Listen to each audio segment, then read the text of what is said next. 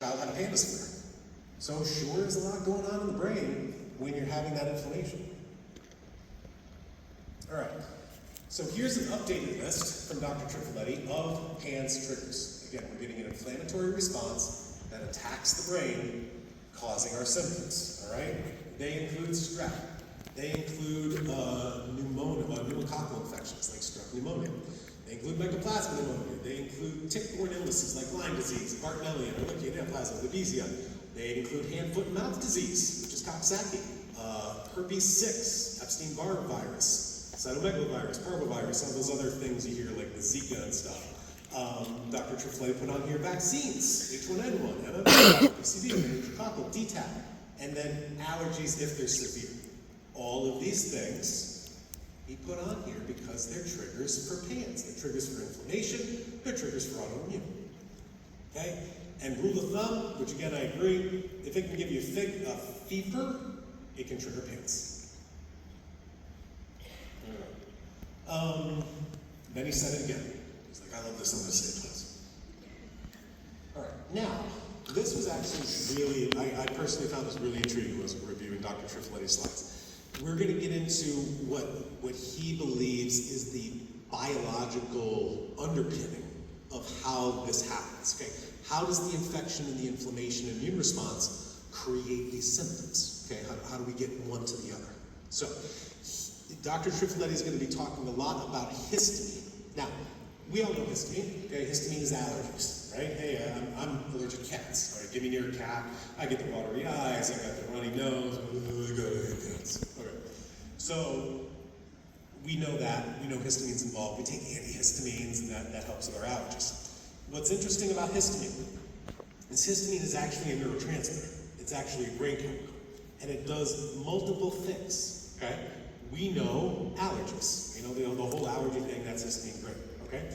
Histamine also triggers the release of stomach acid, right? Back in the 20th century when people had acid reflux, we didn't have the PPI medications now, like Prilosec. People were taking things like Tagamet, which blocked histamine activity in the stomach to reduce stomach acid, okay? There is also histamine receptors in the brain because it's a neurotransmitter. Histamine is actually stimulated in the brain. So too much histamine revs your brain up. And lastly, histamine affects the immune system, okay? Partly with the allergies, partly not. Now, Dr. Trifiletti's got a couple slides here on scientific research showing how a lack of histamine is associated with PANS and PANS, okay? And he's starting to make this correlation. This research study talks about the lack of histamine with Tourette's syndrome. All right, and think about Tourette's. Now, Tourette's, we kind of stereotypically think about people who are always cursing and swearing and just yelling and have no control.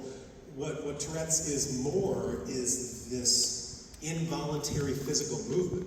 And the people with Tourette's are often trying to control that. And when they can't control it, it releases, they get really pissed off and they start swearing. Like they're trying to hold that arm, don't let it move, don't let it move. And it does, okay? So Tourette's is really an involuntary movement medical condition, which is associated with this lack or deficiency of histamine. Okay? Here's another study. These are some cool pics. I don't know what they mean, but they talk about it. He refers to this lack of histamine. Here's another research study talking about causes of Tourette's being this deficiency in histamine. Okay? What you see in the research, it says on the top there, histidine decarboxylase deficiency. That's basically the technical cause of low histamine. So that's what they're talking about in the research, but it's basically this low histamine. All right, now, this is actually some pretty cool stuff too. Histamine in the brain comes from one place, something called the posterior hypothalamus. And what's interesting, he's got these pics he put up from different research studies, talking about how that histamine is involved, and again, if you were at my lecture this morning, is involved with a balance between GABA and glutamate. Okay, remember GABA, very calming brain chemical, very relaxing, reduces your anxiety. Glutamate, very stimulating, very exhalatory, a lot of anxiety, a lot of sleep problems. Okay, so it's this histamine that's creating this imbalance in the GABA and glutamate with a lot more excitement. Okay, another picture of how things seem to happen in the brain. And then this picture is showing how histamine in the brain affects wherever those arrows go. So the center of the arrows, kind of in the middle there, is where histamine is produced, and then it goes out really quickly through all those different arrows to different parts of the body. So we're going to the frontal lobe, where we get our emotions from. We're going to the cerebellum in the back, that kind of regulates things like digestion, and your heart rate, and your breathing. We're going up top, where we get our motor areas. So we can see how this brain chemical change quickly affects multiple parts of the brain. The part that controls your emotions, the part that controls your motor skills, the part that controls your balance. Okay? Pretty cool stuff. This looks more complicated than it is, so I want to go through it. Down at the bottom, and this he's trying to explain how things fit together. Down at the bottom, you see the green circle that says inflammation. Okay, this all starts with inflammation, which is a response to an infection. That little red arrow pushes off to that blue, and it goes up again to the blue. These talk about different immune system cytokines that create inflammation. Then it kind of goes up and goes to the left. And in the left, you see that green 4-arrow cross that says histaminergic. This is where the histamine deficiency is affecting all of these different parts of the brain. You get the fear, you get the rage, you get the tics, you get the OCD, and you get the cognitive changes as the inflammation is affecting the histamine. Okay? Now he's just going to change one thing in the next slide. See if you can find it. Did you find it? All right, instead of inflammation, Dr. Trifiletti changed it to vaccines. Okay? Do vaccines cause inflammation? Of course they do. That's their job. I'm going to inject you with an infection or 10, and your immune system's going to respond and hopefully become immune. But with certain kids, and this is where regression happens, it's an over-response. All right? And we're going to talk about lab tests that will handle this. So, at Dr. Trifiletti's Pandas Institute, the PPI, it's the only clinic in the world devoted exclusively to the study of pans and pandas. He works a lot, he sees a bunch of patients, and he's very good at treating this stuff, for sure. I refer patients, I mean, we're close, I'm in Connecticut, he's in New Jersey, so, you know, I refer patients over to him. He's just talking about some numbers here, I'm not too worried about that. All right. Here's his summary, okay? Pandas, and autism have or share genetic underpinnings. Oh yeah, he's going to get into the genetics now. He believes if you've got a developmental regression, like many kids have, there's going to be a part with pans and pandas. All right? This is different than those genetic kids that I talked about this morning, where, hey, if those first 12 months of life you just knew something was off, all right, odds are it's a genetic mutation or deletion or duplication, go get that genetic test and get it done. But if you've got a kid with a developmental regression, which is more common, it's very likely to have this huge inflammation, immune system, pandas kind of thing going on. Sometimes mild, sometimes just severe, all right? So he wants you to get it tested immediately. Now he's going to get into some genetics.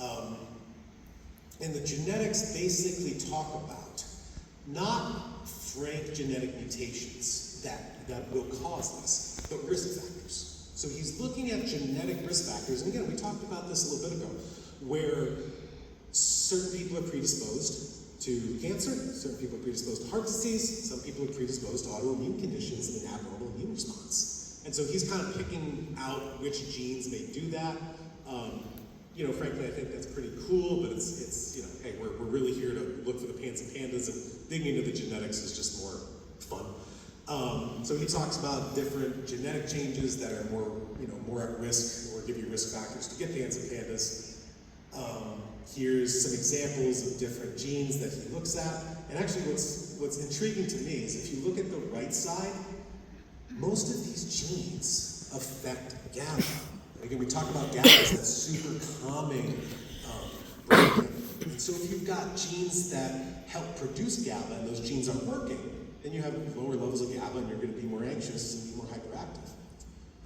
So it's pretty cool and intriguing how these things overlap. All right, he does talk about the different presentation of pans and pandas at different ages. In the young, it looks like autism. In your toddlers, it looks like manic hyperactivity. Later preteen years, again, it's this pseudo-doc symptoms of OCD and separation anxiety and tics, and language regression, and peeing the bed at night.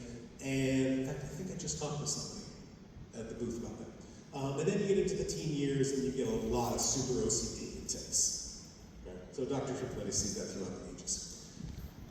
He also talks about some research, again, that shows these different genes that are going to be associated with pans and pandas. I'm not going to jump into genetic testing with my pans and pandas kids, because that's really not helping my treatment at all. So we're going to get into the treatment in a second. He's talking about some other genes here and how they kind of affect what's going on. Another research study about different genes and how those genes affect mitochondria and put you at risk for pandas.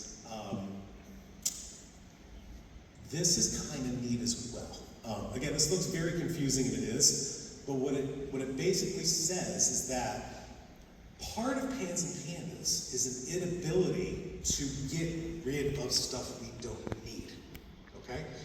Look, the body does a couple things. The body builds, I eat food, I drink water, I breathe air, and I build stuff, and then I get rid of it, okay? So that's why we pee, that's why we poop, that's why we breathe. We gotta get rid of the stuff we don't need. All right, so the body's always creating new things, like, as an example, our skin, all right? You get new skin every month. Here I am, my skin. Our skin falls off every day. I get a whole new skin every month. I get a whole new liver every 7 years. I get a whole new GI tract every 3 days. Our body's constantly growing, but then other things need to die off, okay? If your body can't get rid of the dying off waste products, if you will, it's gonna build up and accumulate. And that's going to cause a lot of brain development problems, because that stuff just sits there. It just sits there around, and the body's not going to be able to work if it's like in the house of a hoarder. Like, I got all this stuff around me, I can't move, I can't do anything, I can't learn, I can't develop. So that's also a little part of this, which is interesting. This is a research study that talks about it, has to do with natural killer cells and cytotoxicity. This natural killer cell is impaired in pans, that's why there's a buildup of garbage in the brain. This talks about changes to the immune system and glutathione with pans and pandas. More of those, this is the same slide on the genetic stuff, more slides on the genetics, more slides on the genetics. But again, he does a lot of genetic testing like I do, and he's looking for pans and pandas genes. I like to look for all these different genes that can cause it. And he's just talking about different research, basically correlating certain genetics with pans and pandas. Okay? Let me get to the better stuff. All right, this is a neat slide. This is Dr. Trifiletti trying to compare and contrast symptoms of autism versus PANS. What's similar, what's not. Okay, so yes, do we have stimming in autism? Sure do. Do we have tics and chorea in PANS? Sure do. Do we have OCD? Often. Anxiety? Often. Language impairment? Yep. Social engagement problems? Yeah. Normal between flares. And this is an important thing to understand. A PANS and PANDAS flare is when your child gets an infection, the immune system ramps up, and you get all of these behavioral changes. And that can last for weeks to months. And trust me, many of my PANS PANDAS patients, the parents are like, oh my God, don't let him get sick again. Because you're in 2 or 3 months of craziness, okay? So there's, with autism, there's really no flares. Yeah, there's ups and downs, but nothing kind of normalizes. With PANS, you get this normal time between the flares. But again, these flares can last weeks to months. It's a long time. Abrupt onset can happen in both. Again, with the developmental regression, inflammatory triggers are in both. Ibuprofen can help both.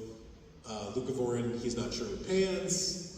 Genetic overlap sure is. So there you go. So I think what he's trying to show is there's so many similar symptoms to autism and PANS. And are developmental regression kids PANS PANDAS? I think that's an important thing for us to consider, because it all has to do with an inflammation and changes after the infection. More differences between the two, more technical stuff. Same slide of the ages, same slide of that. Am I going forward?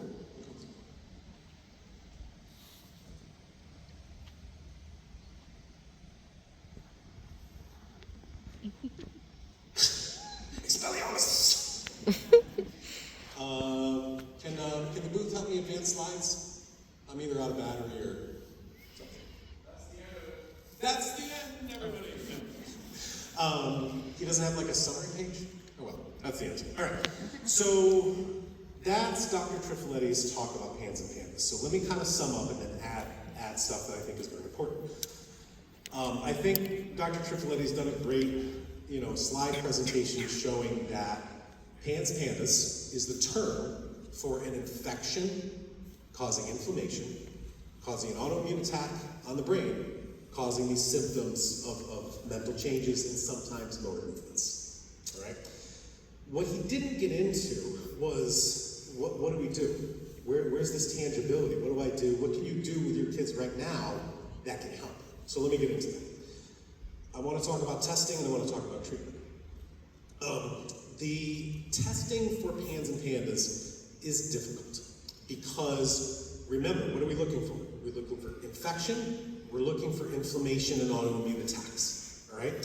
You can test to see if your body is responding to an infection.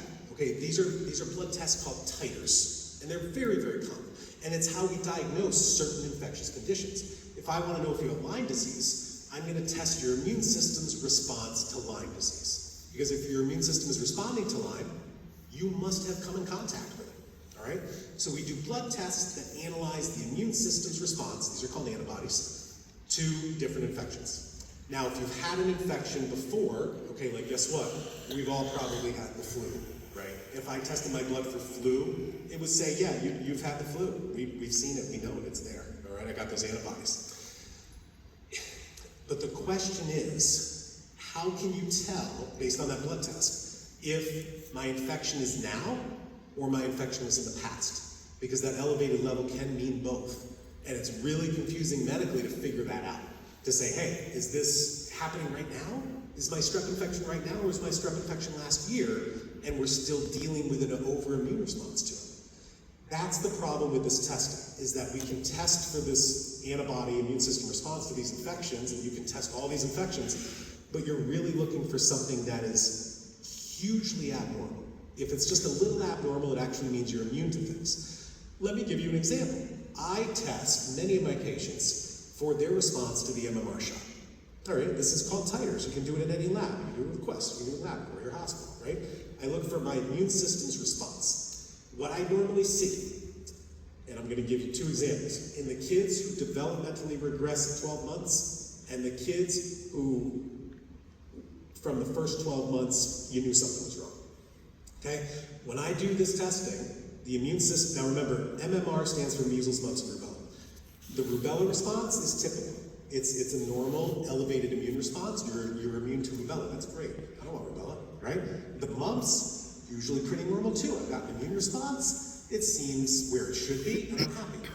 The measles response is always off the charts. What do I mean by off the charts? The machine that does this testing has a limit. Like, I can only count this high, right? And the results are always the measles immune response is over what the machine can count. There is such an over-response of the immune system to attacking this virus, all right? Now the question is, we don't have an answer to this question, does that mean there's measles still in my body somewhere and the body still attacks it? Or is it this identical twin confusion and now my body is attacking my brain, but the blood test thinks it's measles, okay? We don't know, we really don't. But that is the blood test result I see in my kids who have a regression. My kids who do not regress, but just have problems from the beginning, and we diagnose genetic conditions with them, their MMR response is typical and normal.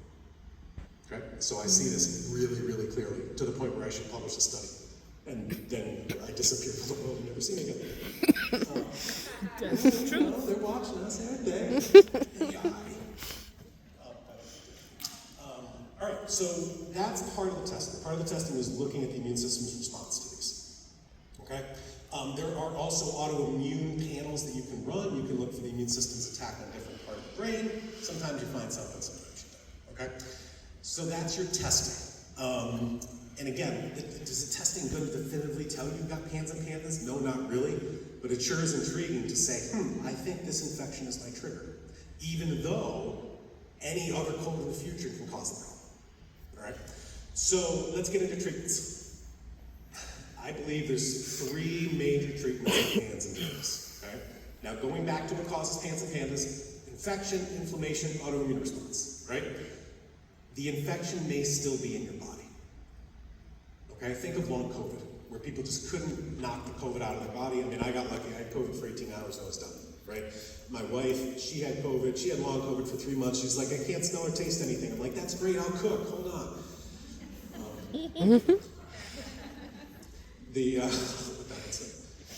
So, what do we do? Well, if the infection is still there, you want to go after it, you want to kill it, all right? So, there's going to be a lot of antimicrobial treatments, there's going to be a lot of antibiotics, there's going to be a lot of antivirals. You're going to be doing this long term to flush your body out with these infections, okay? The other side, we're going after the infections, great, you can use natural stuff too. Now let's go after that inflammation. So there's going to be a lot of anti-inflammatories. A lot of people will use low-dose naltrexone. Other people will use, spotting ibuprofen every once in a while. Reducing that inflammation reduces the autoimmune attack, thereby improving the symptoms. So it's this balance of killing the infection and reducing the inflammation. And it's a long, long treatment. It is a long treatment. It takes a long time. What I find works massively well for so many of my kids, again, we need to remove where the infection is. Many infections will live in your tonsils and adenoids, okay? And trust me, especially if you have strep, it's probably just sitting there. Sitting in your tonsils and adenoids, the body has a real problem. The body just hides it. It's like, just put it there, we'll deal with it later, kind of thing, okay? When you take out the tonsils and adenoids with your kids, I have seen just 180-degree turnaround with PANS and pandas. Now, this doesn't work for everybody, because if the infection's not there, maybe the infection's somewhere else in the body, well, you didn't get rid of it, okay? But so many of my patients with PANS and pandas, you take out the tonsils, you take out the adenoids, you take out the infection, and they're better. I mean, it can be amazing, all right? Now, that doesn't work for everybody, because the infection can be in who knows where the infection is. But that's really what you're looking for. You're looking for, hey, should I do any testing? Should I look for what infection we're going after? Because if it's a virus, I'm going to go with antiviral treatments. If it's a bacteria, if it's strep, if it's Lyme, I'm going to go with other different treatments to kill this. And then I go with these anti-inflammatories. Maybe I take my tonsils and adenoids out. But it's this long, long, long journey of killing infections, reducing the immune response, and just crossing your fingers you don't get bad flares.